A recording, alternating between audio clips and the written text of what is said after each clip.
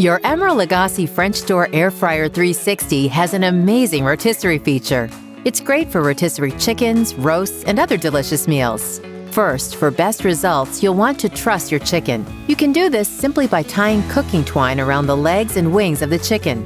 Next, with one fork removed and one already tightened in place, take the rotisserie spit and insert it through the chicken lengthwise. Now, slide the fork onto the side of the spit. Slip the forked prong into the chicken.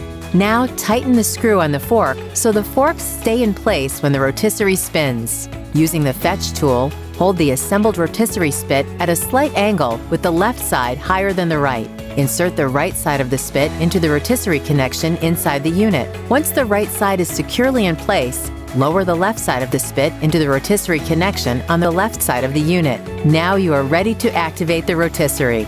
When the food is cooked, simply use the fetch tool to remove your chicken. Twist right and raise to remove the spit from the unit. Remember, the food will be hot when cooked, so use caution when removing from the appliance. We hope you enjoy creating restaurant-quality rotisserie recipes at home with your Emeril Lagasse French Door AirFryer 360. For more recipes, tips, tricks, and videos like this one, be sure and subscribe to our YouTube channel at youtube.com/EmerilEveryday.